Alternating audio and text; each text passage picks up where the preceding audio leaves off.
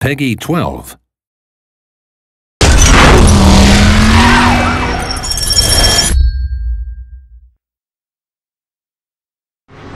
Hello, this is Martin Edmondson, the founder of Reflections and the creative director on Driver San Francisco. I'm going to give you a quick walkthrough, a special E3 build of the game here.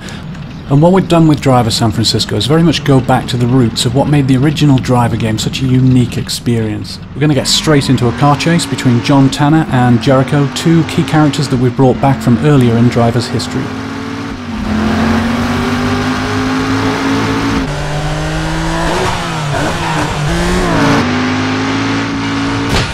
Other things we brought back, this sort of classic back alley action, smashing through garbage and bursting back out onto the streets, all that's back.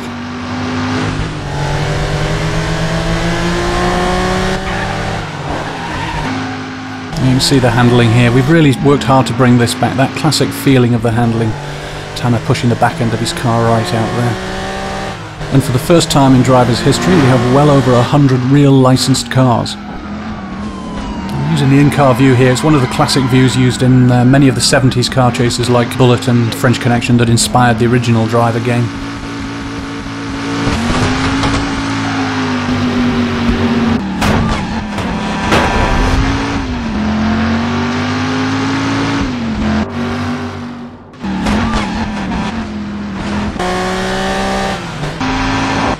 Bang! Right, so that looks like the end of Tanner's chase. Now, whilst Jericho gets away here, I want to show you this. This is a brand new feature for Driver San Francisco. We call it Shift. Now, this is brought about by the fact that Tanner, earlier in the story, is involved in a serious incident, and that puts him into a coma. And Tanner is completely unaware of the fact that he's in a coma. He thinks he got a lucky escape and ends up with this amazing new ability. And as you can see, Tanner feels like he's looking down on the world like this. He can see and identify lots of cars in the world.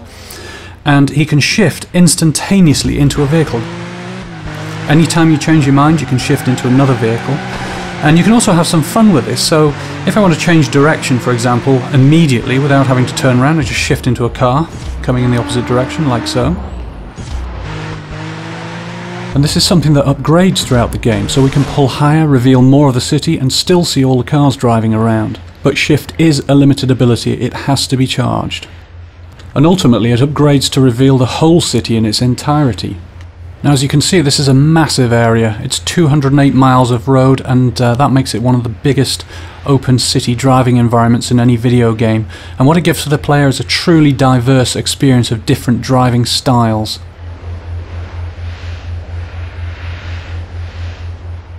Let's look at how Shift can really transform the gameplay for the player. We're going to shift in lower here down the south end of the city, see what's going on here. And we can find two cops here. They're both chasing after this Mustang, the Shelby Mustang. Now, to acquire a mission in Driver, you just shift straight into the vehicle, and we're now playing the part of this cop, trying to take down the getaway. Now, the shift is also upgraded in functionality as well. We have a new ability here, a rapid shift, so we can shift further forward, keep us in the action.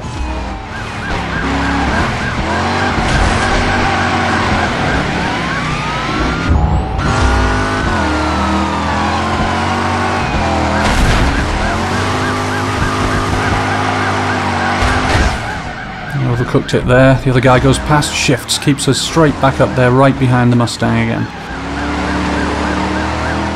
Now, when Shift really becomes interesting is when the player starts to treat the vehicles in the city as tools.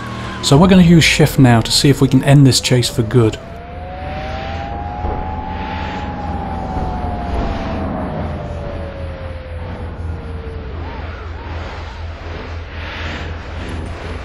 Now that's what I'm after, a big heavy 18-wheeler.